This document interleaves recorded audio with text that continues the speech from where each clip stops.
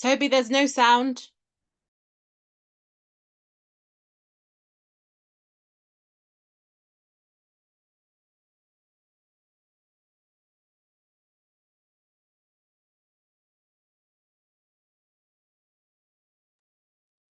Toby, we still can't hear it.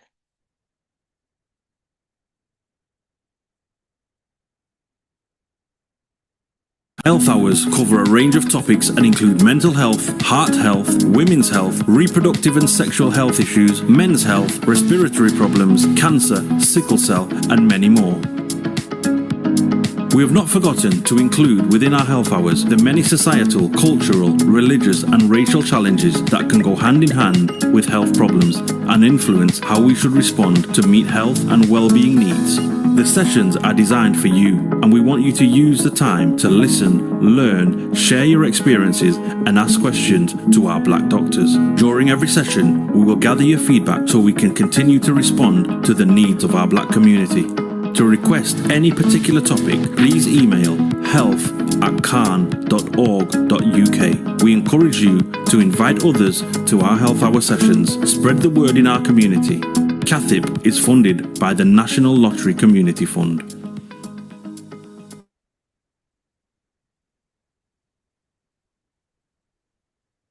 Good morning. Good morning, everybody, and welcome. Okay, my name is June Green, and I work for Carn as a health practitioner.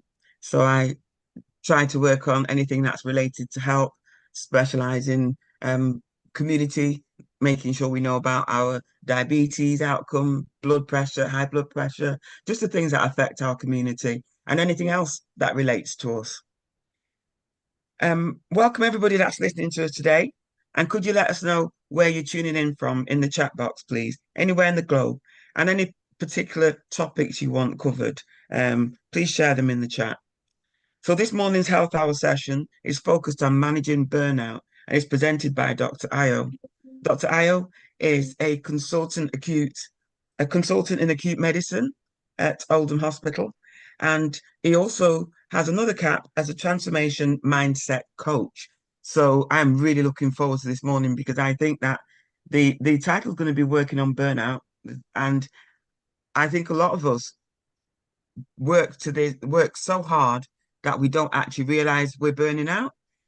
We give our all, we give more than we can, work late, start early, don't take breaks, we get all the things that contribute to it. And sometimes we don't even know that we're burning out. So I am really looking forward to this morning. Dr. Ayo, welcome, and it's over to you.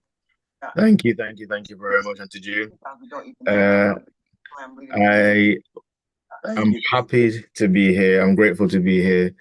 And we're going to talk about burnout. Now, the first thing to say is, so this is like a abridged version of a 4-hour seminar that I do. So like, we're probably not going to be able to cover everything, but I will do my best to cover the important and salient points. And if anybody wants to get in touch with me about, be able to cover every. Oh, some feedback there. If someone wants to get in touch with me about how you can get the actual seminar access to it, then please have a conversation with Khan and let me know. Okay, so let's go. Can everybody see my slides? Yeah. Yes, we can. Wonderful. So let's talk about burnout. So the first thing I always start these conversations with is thank you. So I want to thank Khan. You guys are doing a fantastic work, and it's really important that the work continues. We were just having a conversation before we started about how there was a time that healthcare was a one-size-fits-all model, but there were places that we didn't fit. The people who were doing healthcare didn't look like us, didn't have our own sensibilities, and it made it hard for us to engage. So in our community, and by our, I mean the Black African and Caribbean community, Khan is doing a fantastic work to make healthcare access to information about healthcare accessible. So, thank you so much, Khan, and thank you guys. Those of you who are listening live and those of you who watched the recording on YouTube, thank you for spending this time with us. So who am I? And June said a bit about me. But these are all the things that I am. You can see my cursor there. So I am a Christian. I am a husband. That's my wife. Isn't she beautiful? That's my family. I have 3 kids. I am a son. That's my mom. That's my dad. I am a musician. I'm a doctor. I'm a public speaker. I'm an author. And like I said, I'm a transformational mindset coach now. All of these things make up who I am. And it's important that I say all these things because it's going to be relevant later in the talk. But yeah, that's who I am. Oh yeah, I forgot. I'm also a stroke survivor, so that's not my MRI. But that's a picture of a lacuna stroke, which is a small stroke in the brain. Right. So these kinds of conversations for me are aimed at answering the question, what kind of person do I want to be? What kind of life do I want to have? So I want you to think about those answers. What kind of person do you want to be? What kind of life do I want to have? I don't know whether you've ever thought about these things, specifically when it comes to health. And for me, health is a spectrum that includes spirit, soul, and body, not just physical. These are my answers. What do I want to be? I want to be everything God created me to be. Everything. I don't want to hold back on anything. What kind of life do I want to have? I want to have an abundant life. I want to have everything that I am eligible to in every realm, spiritual, in the soul, and in the body. So that includes physical health, mental health, and spiritual health. So let me tell you a story. After a shift at work, you come back home. So I'm a doctor. Sometimes I work long shifts. Thankfully, in the job I do as a consultant in acute medicine, the really, really long shifts, I've kind of left those behind as a registrar. So I'm able to do some less long shifts. After a long day, I come back and so thankfully, my children are still at the stage where they're excited when I come home. And it's like, Daddy, Daddy, Daddy, Daddy. So, and I had to tell them, guys, can Daddy just have 10 minutes? And I went to just sit down in the kitchen and I just had 10 minutes of silence. Now, why that story is relevant is because there might have been a time in my life I didn't recognize that I needed that 10 minutes. And because I was not in a place to be able to give them what they needed, because it's the nature of a child to want and to ask. That's their nature. And there's nothing wrong with that.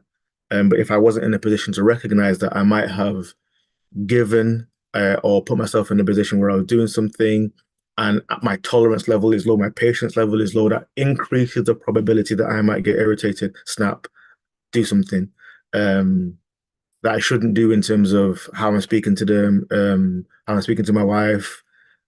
And I have to take responsibility for, like, because often in those situations we say, well, you made me do this. But no. I'm grateful that at that point I was able to recognize this is as much as I can give right now. I need 10 minutes. I'll come back to you in 10 minutes. And I think in these situations, our loved ones appreciate that level of honesty. So we're talking about burnout. Can you relate to any of these thoughts or phrases? No end in sight.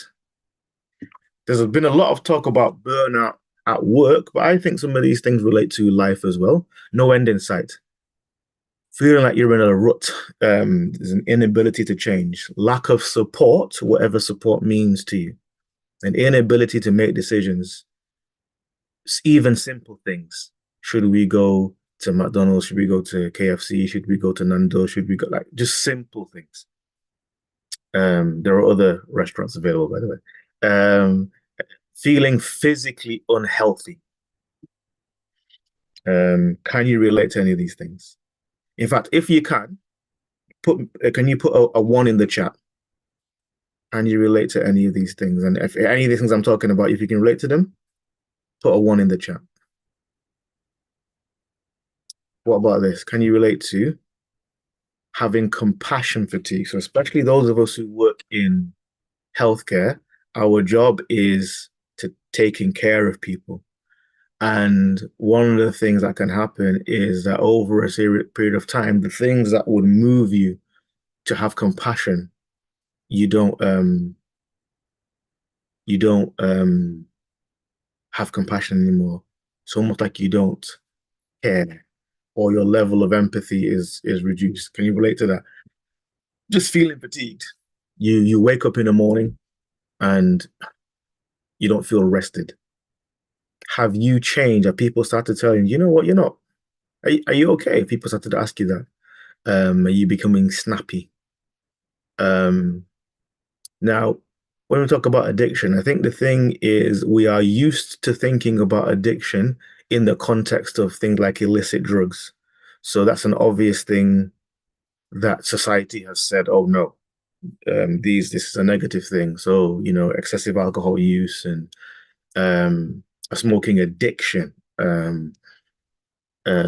hard drugs and all that kind of stuff, because often these things are a way of mitigating pain.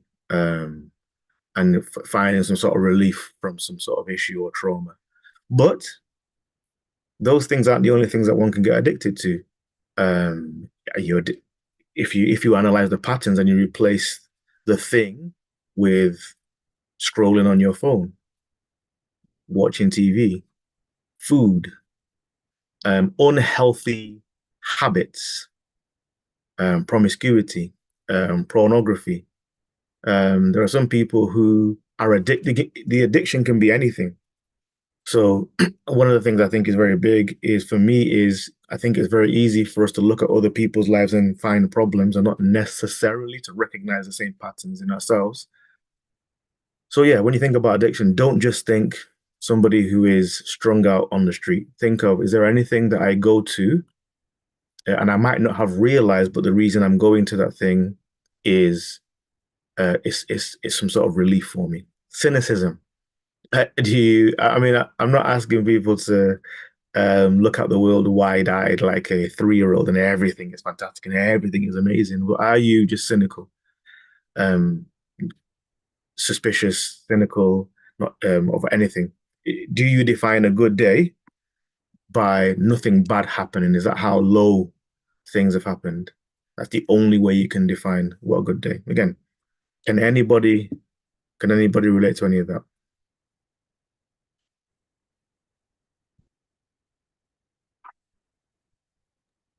Yeah, I think I can relate to a few of the points you made on addictions because most of the time addictions I feel they are like related to habits and everyone have their habits, whether good or bad, but it's all about having them in moderation.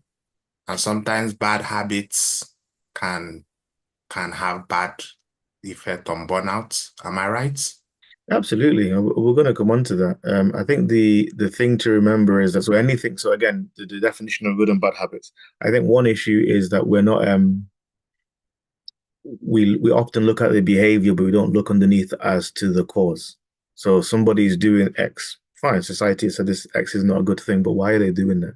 I think that's a more pertinent question, a more useful way of looking at it. And then hopefully one can have the self awareness to say the reason I run to this is because there is a comfort that I'm looking for that I'm not being able to find anywhere else, or I haven't realized that there are other places to mitigate how I'm feeling.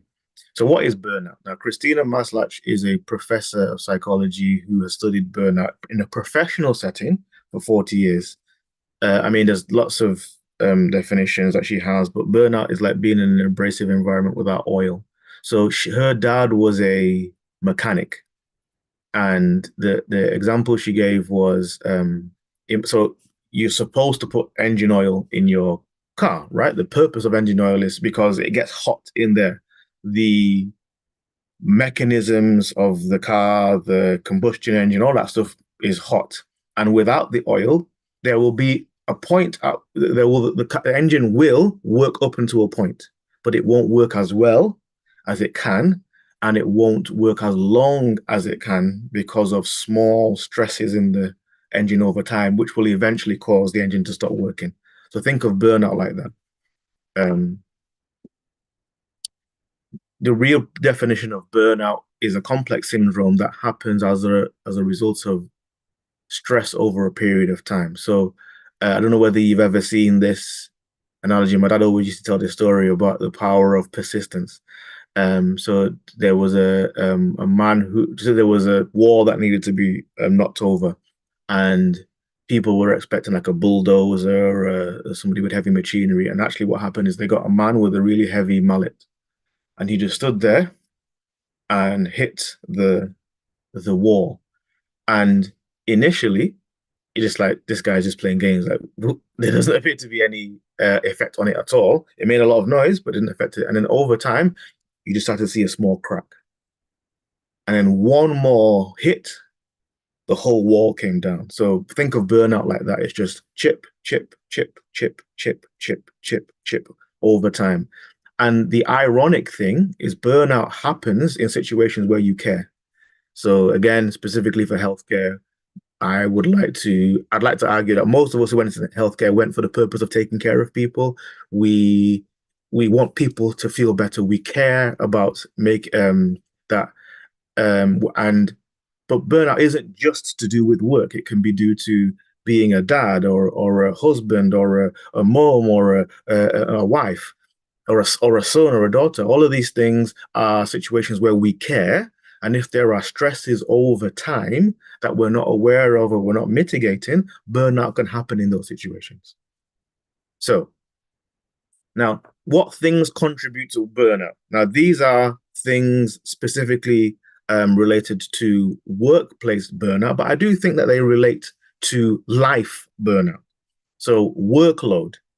You ever feel like there's just too much to do? I hear mothers talk about the amount of laundry that they have to do. It's never ending.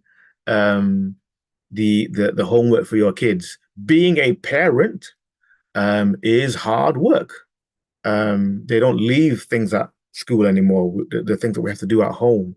And if you're a kind of person who has a job, you have to bring your best self to work, and then you come home, and it's not fair that your family get less of you. So you want to bring your best self at home, and it can be a lot.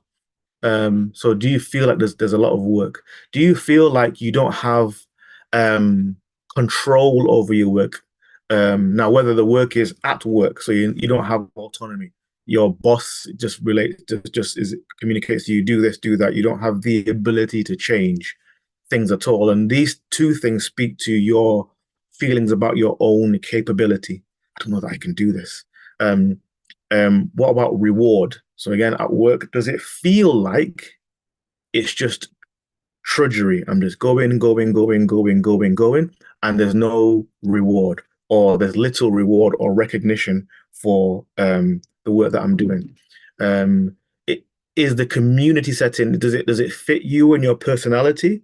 Can you be yourself at work, or are you tensed into a mold so that people don't perceive you negatively? Or do you feel like the work is, do you like the person you are at work? All of these things denote to social interactions, and it can be small stresses that can lead to burnout. Are things fair? Do you feel like, I know that, again, working in the healthcare setting, there are some times where they have awards, and it can seem like the same teams are winning the awards all the time. So like, hold on, we've done a lot of work, and for 3 years, nobody's recognized the work that we've done. So are these awards real, or are they political? And values, are my personal values the same as where I work or where I live or the family that I'm in? Are they making me or asking me to do something that I think, I don't want to do this? Am I required? Am I required to? I'll tell you a very quick story about my first job. I was, it was I don't even know what the company was. I'll tell you at the beginning, it was a scam. So they gave you a questionnaire, and you have to go to the city center and get people to fill out a questionnaire. and about holidays and stuff, and then we go back to the office and we would call them and say, "Oh, you've won the draw, and you're invited to come to the office to find out what you can win in terms of getting a holiday, like a timeshare or something." And I remember I was a teenager at the time. I remember thinking this, like, there wasn't a draw. I remember asking the boss, "Oh, when did we do the draw?" And he looked at me like, "There's no draw." So I was in a work situation where I was asked to lie. Now, I didn't go back the next day. But imagine, and that's a very, blatant example, but imagine feeling morally compromised at work. Is that something that you're going to want to do and stay there over time? These things contribute to burnout. What are the signs of burnout? So a disconnection from the people around you, procrastination, the ability and evidence of taking care of yourself starts to stop.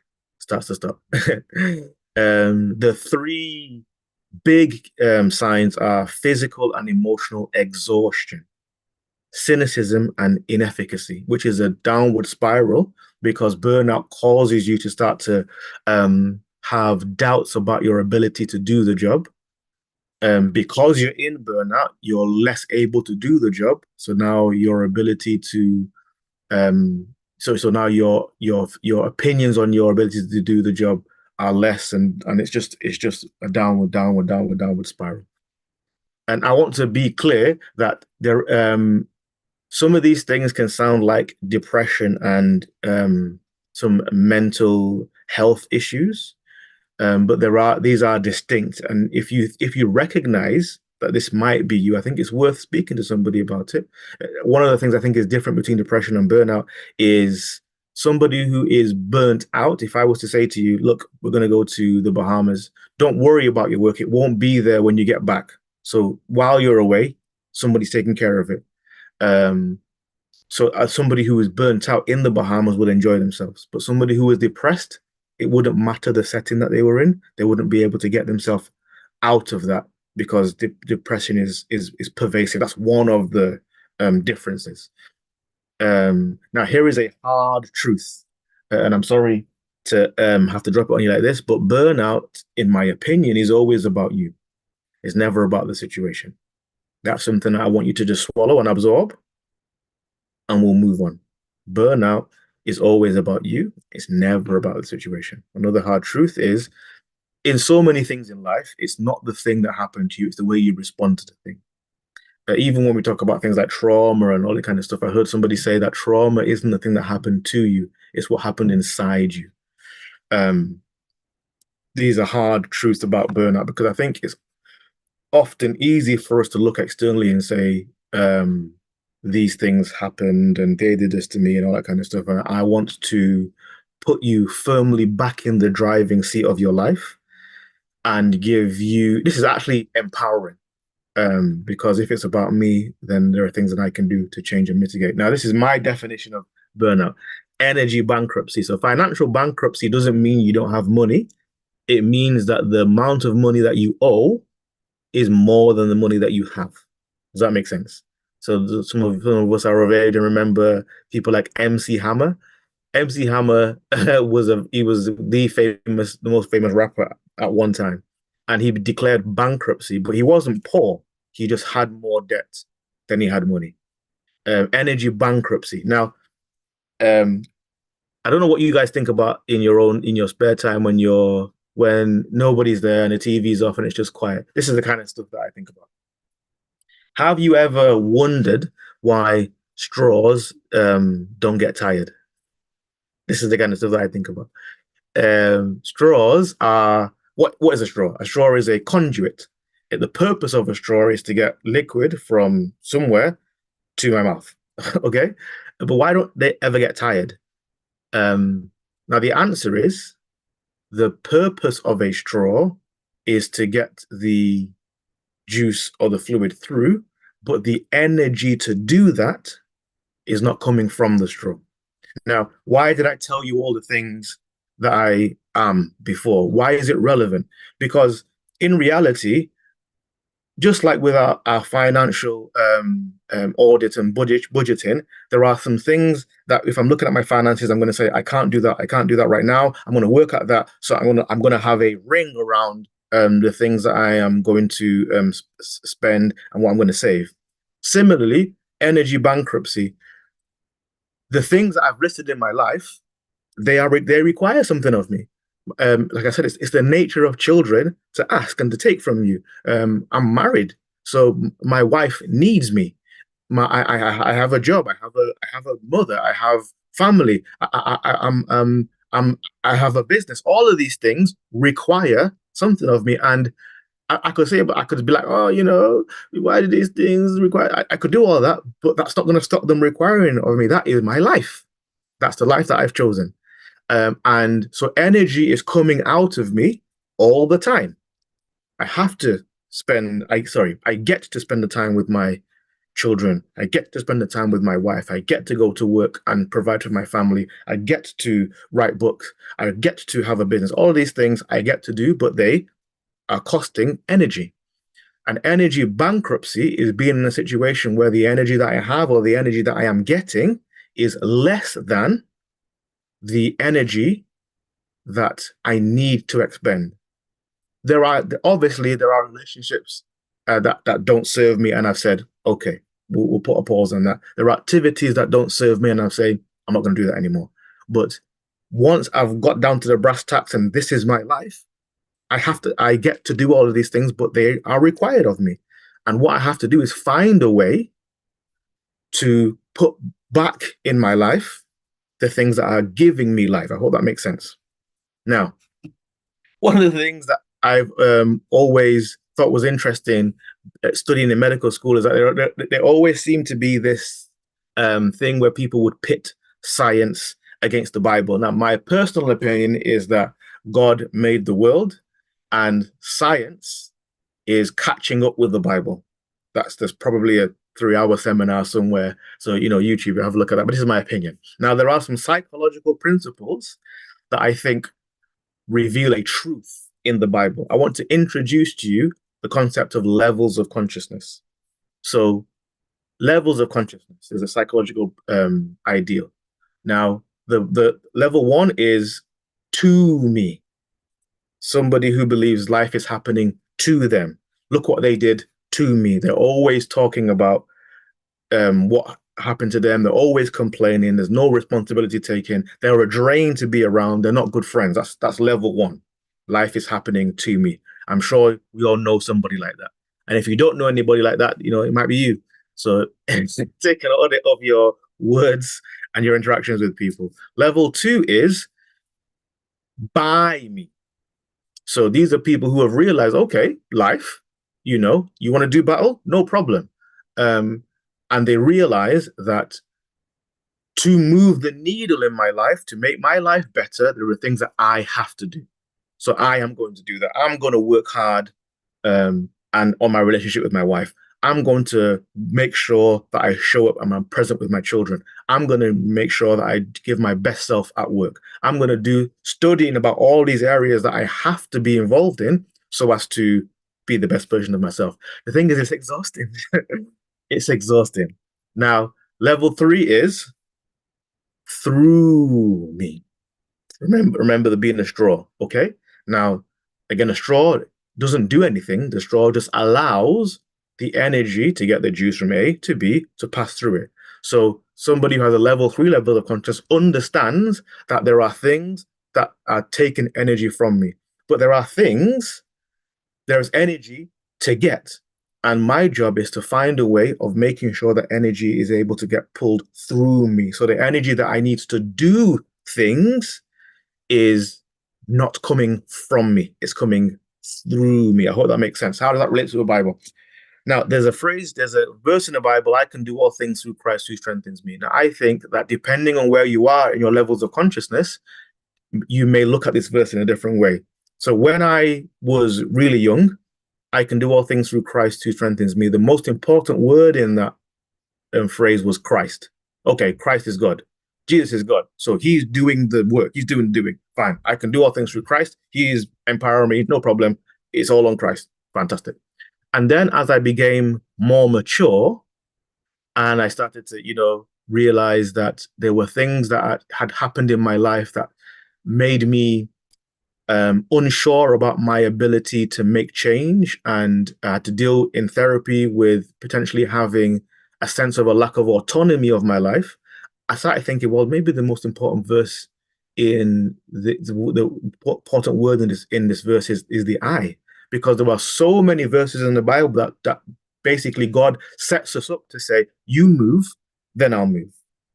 When he says, I'll bless the works of your hands, that's me doing something that he blesses. He doesn't just bless nothing, if that makes sense. A million times zero is still zero. Or when God says, open your mouth wide and I'll fill it. So actually, the God's ability to fill is never in question, but how much I get filled is determined by me opening my mouth and how wide I open my mouth. So, and I struggled with that. I can do all things through Christ who strengthens me. I struggled with that for a while, and I got to the point again through prayer and meditation and therapy. Okay, I'm in the driving seat. God has given me power to be the engine, but I'm in the driving seat. And now I'm at the stage in my life because there are things that are required of me. That for me, the most important word in that verse is through. Can you see that we're back to the third level of consciousness? I can do all things through Christ who strengthens me. And we're coming back to a solution for burnout, because if burnout is energy bankruptcy, remember, the things that are required of you are required of you. There's no getting away from that. But if you can find a way of allowing energy to flow through you, and for me, the power of as in relationship with God, I can pray and say, God, I need your help to do the things I need to do today. So he gives me the power to do it. That power isn't coming from my source. It's coming, I'm now a conduit. I hope that makes sense. Please let me know if you can relate. So in my coaching hat on, this is the master builder framework. This is the lens that I look through everything. Take stock, take responsibility, take action. We've talked about burnout. We've talked about how we get there. And you might have heard something that you think, my goodness, I think this is me. Take stock. What does that mean? Where am I? With regards to this conversation about burnout, where am I? Take responsibility. Now, again, this is hard because most people don't want to take responsibility. We want to blame other people. And I think sometimes there's freedom in realizing that I am where I am because of the choices that I've made. Now, maybe I didn't know any better. And I think it was Maya Angelou who said, do the best that you can until you know better. When you know better, do better. So now maybe I didn't realize that I was in the driving seat. Maybe I didn't realize I could have choices. Maybe I didn't realize I could make boundaries. Maybe I didn't realize I could say no. Maybe I didn't realize I needed a break. Maybe I didn't realize that I'm young, but I need to start building a framework for me being older so that I can have longevity. But now I do. So take responsibility and then take action. The solution for a lot of problems is just get on and do it. Take action. Don't sit. You could sit down ruminating over problems, but that's actually one of the key features of depression. Rumination. So take action. Now, we talked about that. So again, I challenge you to confront yourself. When we've talked about burnout, whether it is in the professional setting or in the personal setting, do you recognize any of that in you? I know that I have definitely been burnt out. There was a situation a couple of years ago where I hated going to work. I was losing sleep. I was losing weight. And I had to do some hard work to getting myself out of that situation. Now, it is possible. But back to the take stock, take responsibility, take action. Where am I? Your sat nav actually can't help you to get where you need to go before it first determines where you are, which is why you have to start with, where am I? Now, okay, so maybe this is you. I think I might be burnt out, or I might know somebody who's burnt out. What do I do now? Now, change. It seems obvious, now, and it is simple, but sometimes things that are simple aren't easy. And in terms of, psychology, especially if you've lived a while, we're not so good with change or the concept of change. Most of us recognize that we would like our life to be different and better, but when somebody puts the gauntlet down and say, okay, therefore there are things that you're going to have to do differently, sometimes we're not so keen on that. So here are some dealing with burnout strategies. These are things that I have found useful theoretically and practically in my own life. So perspective, I think perspective is really important, because if we go back to, where are we? These things that contribute to burnout, these things could be real or perceived. Let me tell you a story. So there was a guy called Dave. Dave was, he'd had a hard day at work and he was getting a train back home. And he decided he was going to treat himself. Do you know those cookies that have like the melted chocolate on the inside, and you just bite on them and you just go on a chocolatey journey to heaven? Dave was like, me and these cookies on the train to work. Okay, so he was ready. He was sat on the train. He was like, oh, thank God, I've got one of the table seats. Fantastic. He put his coat down and he sat down and the cookies are there. And he thought, you know what, I'm just going to sit and just take a minute. It's been a long day. And there was somebody, there was a guy that sat in the seat opposite him. He just gave him a nod, as you do. And then a few minutes into the journey, the guy reached over and opened Dave's packet of cookies. Now, Dave was raised right, so he was taken aback, and he didn't say it or do anything. He just had a funny face, and the guy took out a cookie and ate it, and like smiled at Dave, and Dave was like, "What's happening right now?" And then just kept happening. The guy took another, and Dave kept looking at the guy and looking at the cookies, and looking at the guy, and he was just like, he was livid. And then the guy came to picked up the packet of cookies and offered Dave a cookie. Now, this is the height of disrespect. Can you imagine? So Dave was like, and Dave even like was like, no, you're right. He was just so shocked. He couldn't even think. And so then the guy got to his stop, and he took another cookie and winked at Dave and walked out. Now, again, Dave was fuming. He couldn't have been more angry. He was, you know, when you're so angry that you have to, like, you can't sit still. You just so he was rustling around, and he was messing around with his coat, and he lifted his coat and he saw his pack of cookies under his coat. Now, can you see that immediately your perspective on the situation changed? Just like that. Why is perspective important?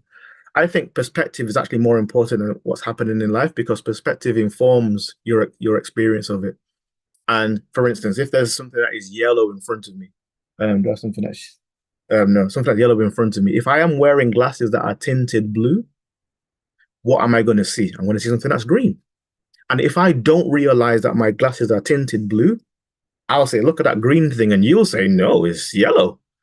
And we might have an argument about what the color of it is, because we are seeing the same thing, but our experience of it is different. This is why perspective and understanding perspective is really important. And one of the things I found helpful in the context of looking at the Bible, about how it speaks about human nature and mindset and thinking, doing therapy, and having conversations in my community, is that sometimes we look at things through a certain perspective. And the reality is we don't know that there's a lens over our eyes. And I think sometimes these kinds of tools, especially therapy, help you to take the lens off and see things for how they are, because that thing is yellow. But because of my blue lenses, I'm experiencing green. So perspective is really important. Gaining perspective and putting yourself in a situation where you can grow in perspective. Okay. Having conversations with people. This is a slide about emotional intelligence. I really don't have the time to go through this. I'm just going to leave it on there. Self-awareness, self-regulation, motivation, empathy, social skills. Okay. again, I'm going to move through that because I want to get to this, the stress cycle. Now, I am fascinated by the idea of God's original plan. Meaning that I believe that God designed us and our bodies, and a lot of the things that we're experiencing in life is because we're moving away from God's original plan. So think about the stress cycle. I want you to think about it. So, there was a time when in the communities that the world was originally created in, before industrialization, you might have like your experience with a snake or a lion, and you have these situations where there is an appropriate reason to have stress. You've got fight, flight, or freeze, and they've got all the hormones and the cortisol going through your body, and you're running. And then what you do is you run, you escape the threat, and then you get to your community, you tell them the story, and then you're all like, oh, thank God, and then everyone's happy, you have a party, and then you go to sleep.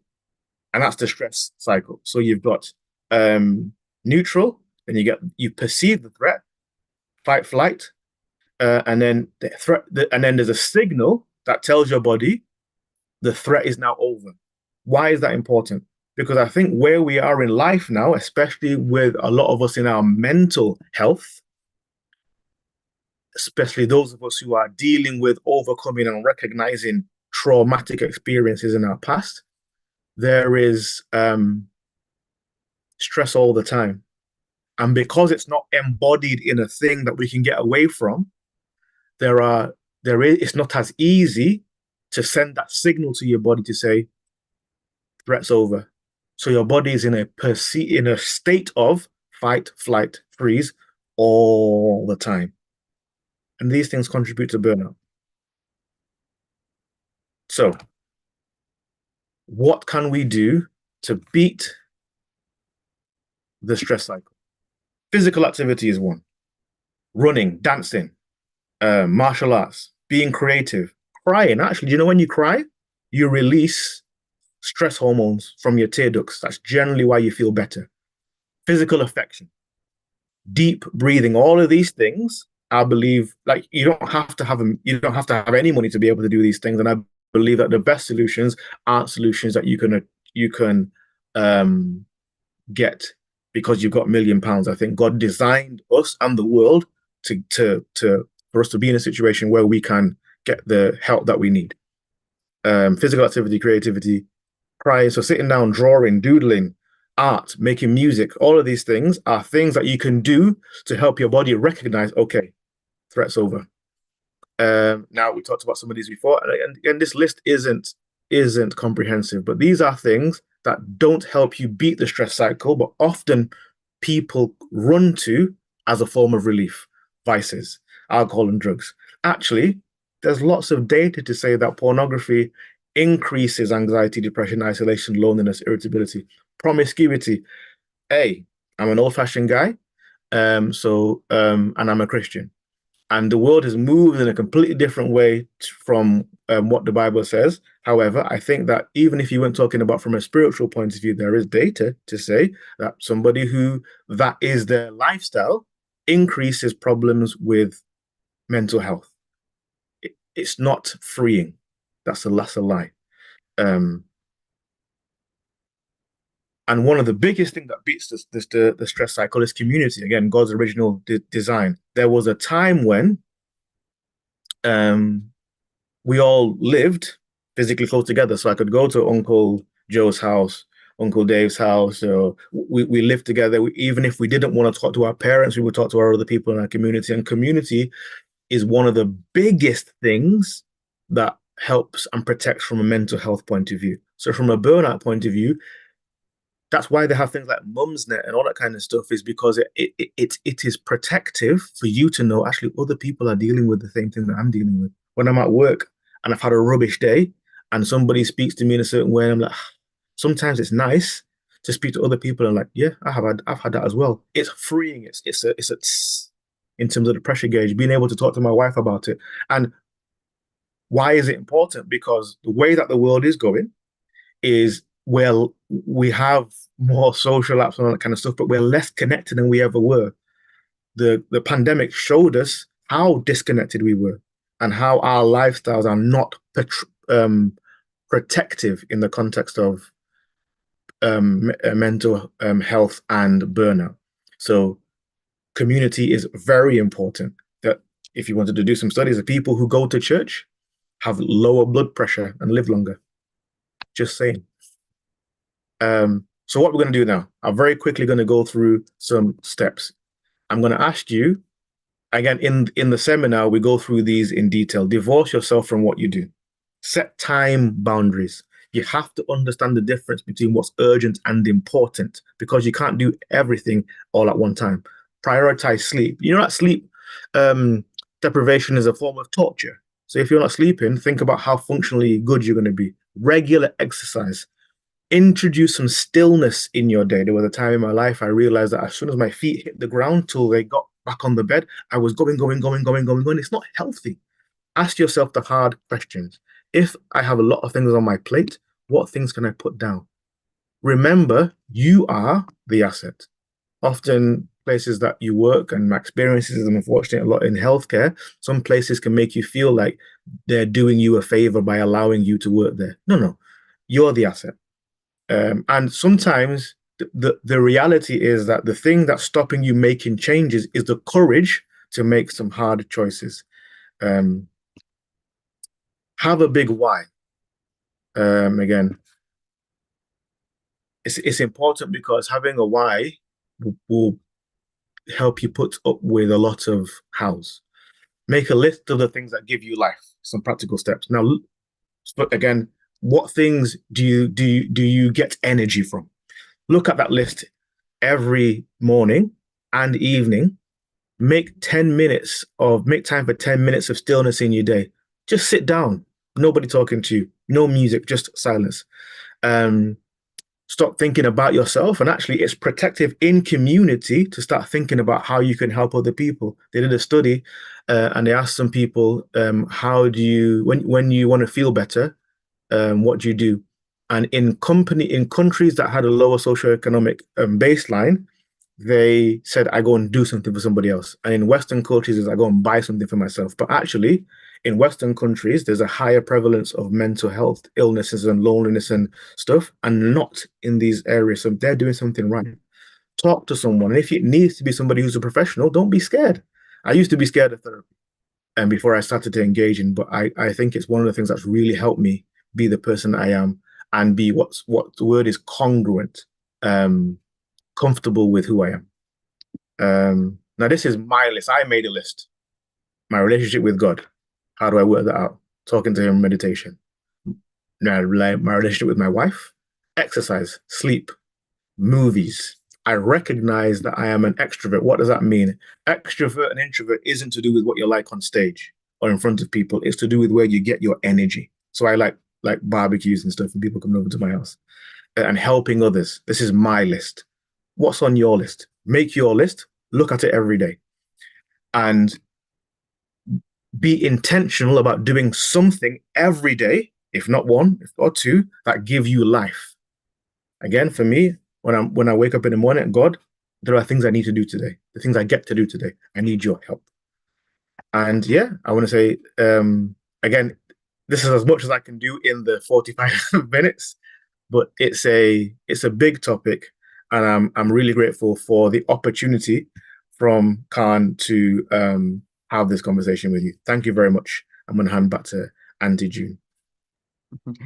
Wow, thank you. There was so much you've packed in to this short amount of time, and while you were talking, there were different things that people were saying, which I agree with. Very different to be able to differentiate between what's urgent and what is important, because I think we don't do that. We just, like you said, get up in the morning, put your feet on the floor, next thing you know, you're getting back in bed, and you don't actually look at what's happened today and looking at things from different perspective.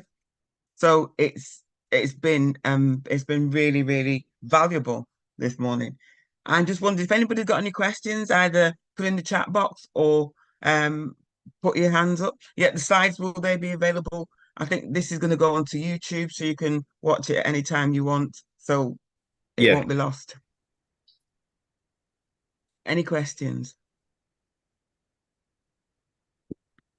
I think for myself, one of the things that is important is, and I spoke to the staff about it as well, is finding me time. People almost Yeah, think it's selfish to do that, yeah, but it's essential, isn't it? And even absolutely. sleeping enough. Yeah, We find anything we've got to do, we can sometimes cut down on our sleeping time, and yeah. your body, that's when your body needs to I think repair. That's the time. there's so much to talk about because I think the way that the world is going in now, we're moving it like you know what I mean by grind culture. Everyone's like go go go go go go go. And Yeah. again, my opinion is that a lot of the things that we have done in the name of moving forward and industrialization, they've taken us away from the protective things that God gave us. Yeah. You know, fine. So we have electricity and central heating and stuff, and lights, but to be able to have a good night's sleep, I need cold and dark. So all of these things, you know, am I making my life better in the truest sense by not recognizing how I was designed? Okay, thank you. Ruth's asking if she'd love to hear how you set boundaries for things like people outside of your home, etc. Yeah. So I mean, it's again, it's one of those things that is simple and hard at the same at the same time. So for instance, if you're, I think that having a list of in order of priorities really helps. So for instance, I was at work this week and my wife called me. One of our children had to be had to take them to A&E. Now, because I've already pre-listed, okay, well, God, my wife, my family, and work is less than that. The choice is easy. Um, And so for full transparency, I'm a locum. So when I'm not physically at work, I don't get paid. And for some people, that's a big issue. And actually for you, money might be at the top and you might have to reevaluate. But I think it's important to decide. So when the decision is made, you don't have to spend a lot of time. So um,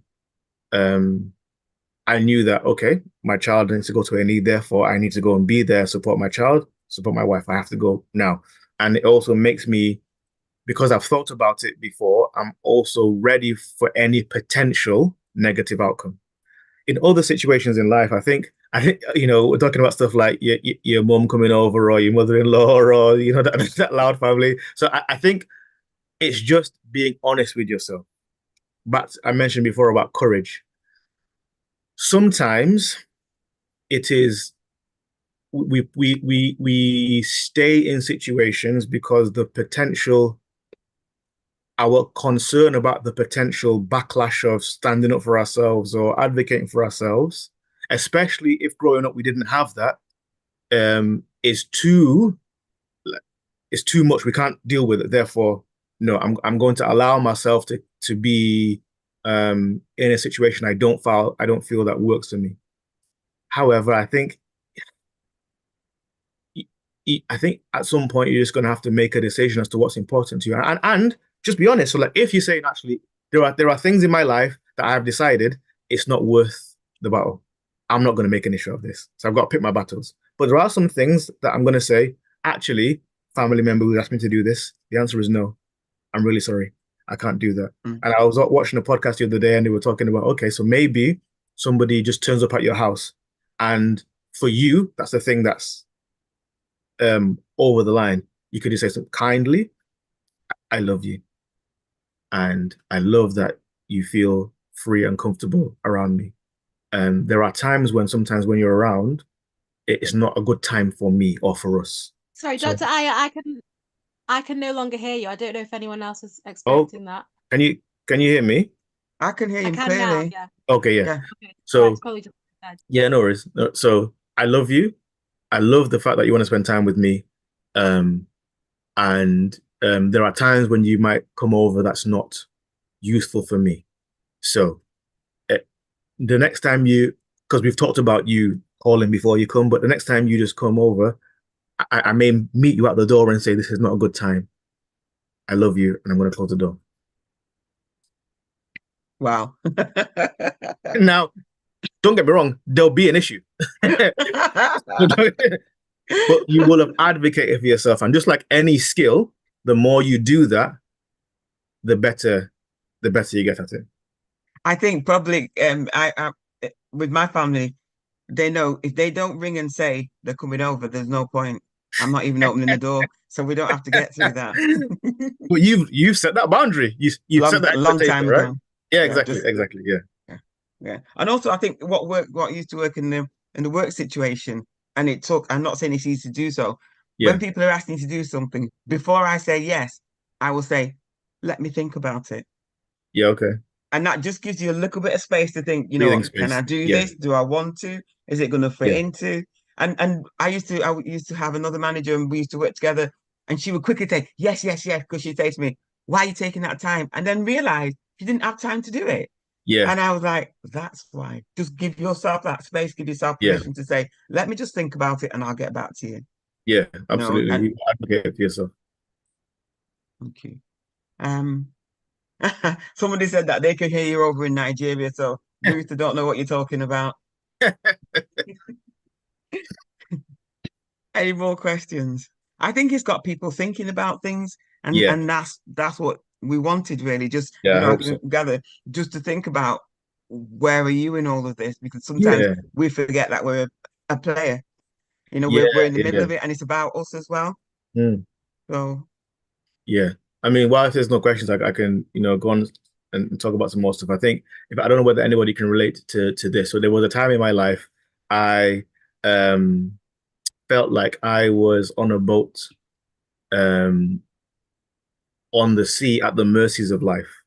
So I didn't have a store. I didn't have an oar or anything. I was just at the mercy of life. And I think that this journey that I've been on, it started probably after I had the stroke, but the time in therapy, the time in prayer, the time talking to God has helped me understand that yes, I'm on a boat, but I'm not at the mercy of life. Um, I am I am able to dictate the direction. And I am able to dictate the destination by God's grace, and I'm able to dictate the speed. And actually, I'm the engine, yeah, So I think there are so many but things that I've had to unlearn, and so many layers that I've had to take off to be able to get to the point. And I would encourage anybody to if you're thinking about whether this is you, it's possible to change. Um, One of the things I commonly hear when I'm doing coaching is, but this is just who I am. And I recognize that as a rate limiting thought pattern. I suppose my response to that often is true, but who you are can change. Like you don't have to. You'll still be you, but you'll be you like 2.0. You'll be the upgrade you. There was a time in your life you couldn't walk, but now you can. You couldn't drive. You couldn't ride a bike. You couldn't do the work that you're doing right now. And it might have been hard to get here, but you got here. So it's possible to look at your life in a year's time, 5 years' time, 10 years' time, and say, I don't want to be dealing with the same issues.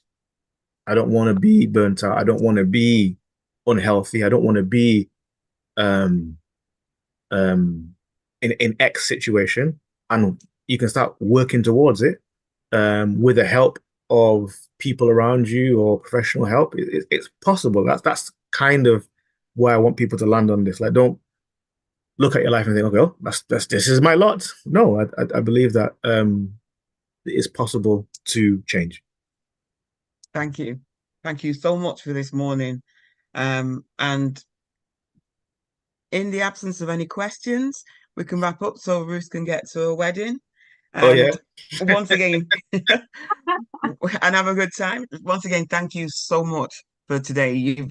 It's not just a talk. You've given people a lot more to think of. Like you said, looking after your mind, body, and soul, nurturing every part of you because it all matters. So thank you absolutely. so much for your time, your energies, and your words of wisdom. Thank you And so I'm going to much. hand over to Mark. Okay, don't forget about the poll as well. There's a poll that came on from the staff. So I'm going to hand over to Mark now, who's going to close the meeting. So thank you again. And thank you everybody for attending this morning and just I'm so being sorry. We've being just present. received a question on So YouTube. Could I pass back to you and Dr. Ayojun just to answer that question? I'll put it in the chat now. just Ruth, just read it. Oh, sure. Okay. It's hi, what advice can you give so that I can de-stress after my advisor sessions with Windrush clients. A lot of trauma is involved in the discussions. Yeah, fantastic. I think that's a great question. And I think that one of the principles that I've learned in this is anybody who is in this position where they're helping other people needs to have somebody that they can go and pour out. So, for instance, you can't actually be a professional therapist without having a therapist because you do take on a lot of people's trauma and it is heavy. Now, you are doing a fantastic work and it's necessary, but if you're not careful, you can be in a situation where you take on the trauma and the stress of other people, and then it becomes much for you to handle. I mean, we could talk a lot about this. Actors talk about this. So, like when they're acting a role, one of the things that they always say is that the body doesn't know that I'm acting. So if I'm in a stressful role, the toll it takes on me in terms of my blood pressure and cortisol and that kind of stuff is real. So I would say I would applaud you by saying recognizing it's an issue. But if you're in that situation where people are pouring out to you and a lot of negative stuff, I think you need to have a place where you can pour out and give to other people. And if you're in an organization that you're working for that's doing it, that's a conversation to have with either your line manager or your occupational health to say, so that I can turn up and be my best self, I need a way to like a pressure relief. Now, that may take some time. So if that's not in place right now, something that you can do is find people in your community you can talk to and or engage in professional therapy to say, I need a place to de-stress. Because I think too many people stay in a situation like, nah, I can take it. Nah, we're all human. And if we're not careful, I will always say, treat your mind, your body, your health like a luxury car. If you don't put a good quality engine oil and good quality fuel, the car will continue to work up until some point, but it won't work efficiently. And eventually it won't work as well. So I hope that answers your question. I think that's a very good answer. Thank you. Herman says he'll be directed by your answer. Thanks, Dr. Ayo. Thanks, June. Thank you. Mark, over to you. All right. Good afternoon, everyone. Thank you, June. Thank you, Dr. Ayo, for sharing that information. Very educative, and this is really going to help us. So there are vital informations and kind of program outline that I want to share with everyone before everyone leaves. So please, can anyone see my screen? Yes, we can. Thanks, Mark. Could you please make it full slideshow? Thanks. Sure. Okay. Let me see. Hold on. Do you know how to do it, Mark? I'm just okay. Yeah, just at the bottom of your screen. Where? At the bottom of your screen where you see the batteries. It depends on your screen. Come on. Yeah, just at the button where you can adjust, you see minus and plus. So before that minus and plus, click the icon before the minus and plus. This one? Yeah. Okay. Sorry. Well done. All right, okay. Sorry. Okay. So our next health hour is on the 20th of July. It's the same time, 11 a.m. to 12:15. Please register, and the email is info@can.org.uk. Yeah, that's great. Thanks, Mark. Yeah. You're on. What? Yeah, you can go ahead. I think it was an echo. Okay. And there's also going to be I think I'm having sorry.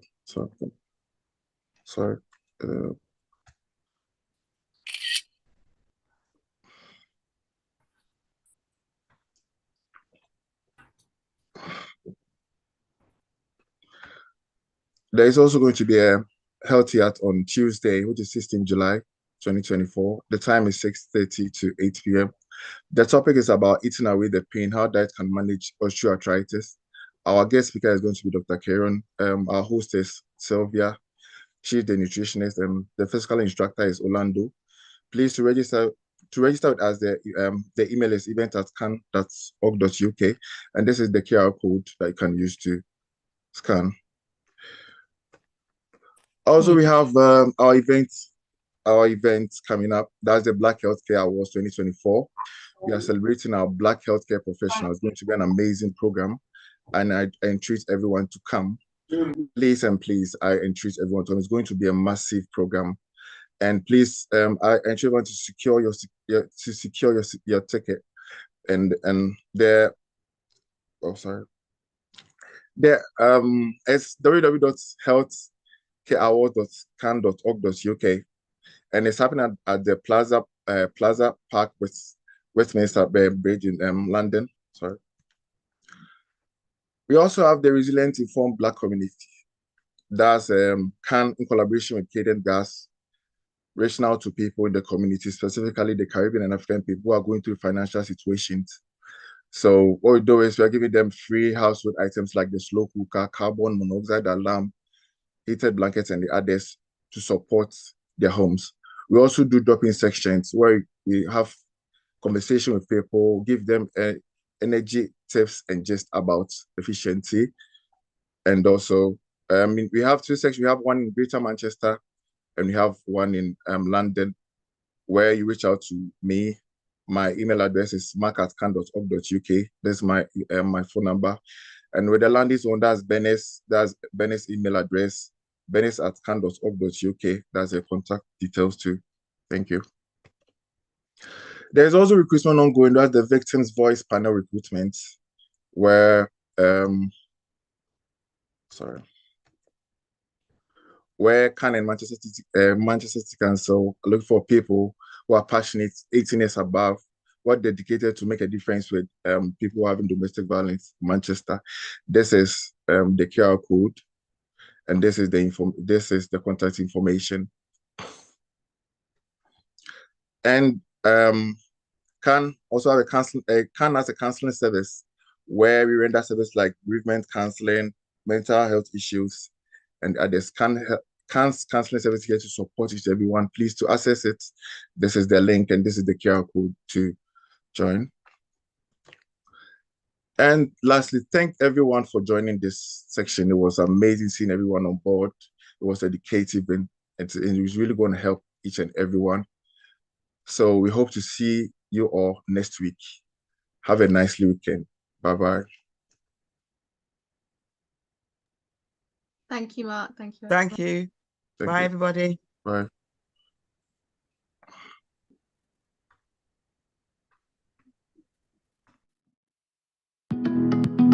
Welcome to our Caribbean and African Targeted Health Improvement Program, CATHIP Health Hour.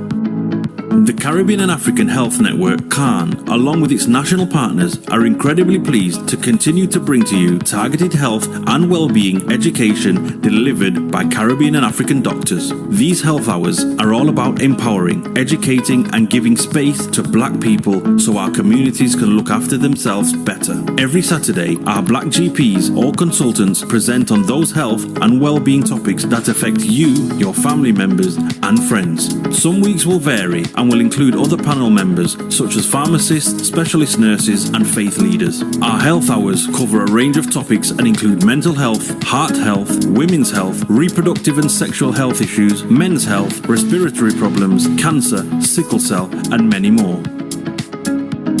We have not forgotten to include within our health hours the many societal, cultural, religious, and racial challenges that can go hand in hand with health problems and influence how we should respond to meet health and well-being needs. The sessions are designed for you, and we want you to use the time to listen, learn, share your experiences, and ask questions to our Black doctors. During every session, we will gather your feedback so we can continue to respond to the needs of our Black community.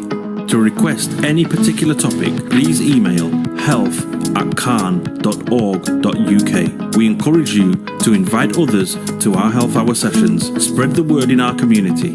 CATHIP is funded by the National Lottery Community Fund.